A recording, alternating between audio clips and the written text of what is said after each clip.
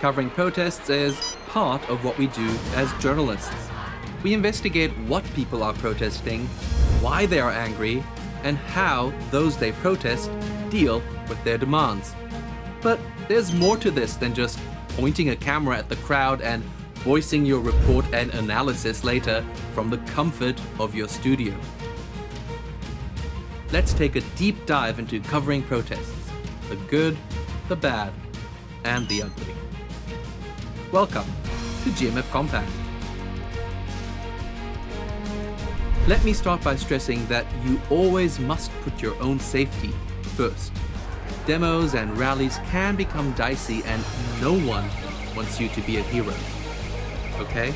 With that said, let's take a look at a few things you have to watch out for when covering protests. Number 1, don't let your expectations impact your reporting.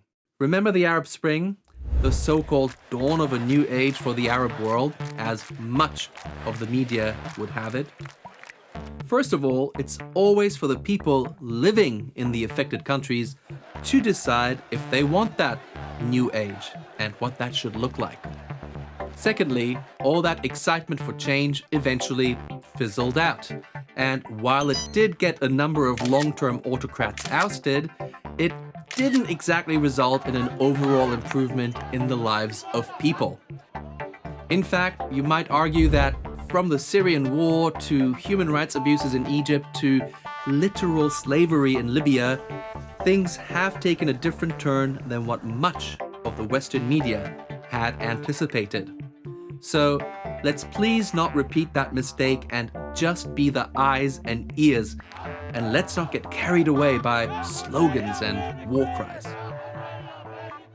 Number 2, if you can't be eyes and ears, refer to trustworthy sources. There are many occasions where you simply can't travel into the country where a protest is happening, or you have to wait to get a visa secured.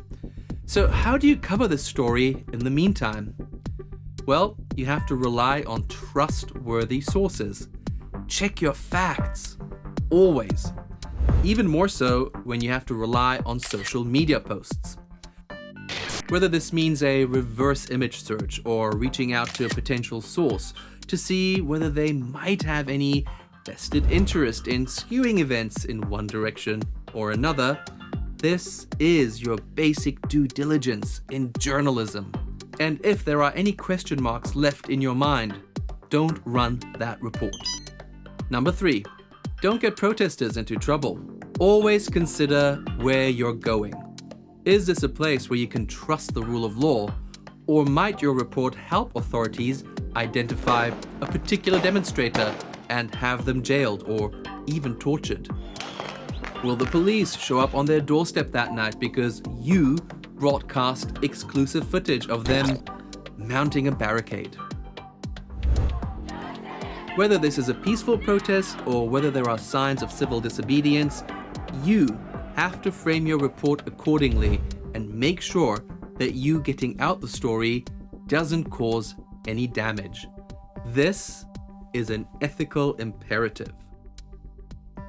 Now, I'm going to mix some metaphors here and remind you that the pen is mightier than the sword, but also that with great power comes great responsibility.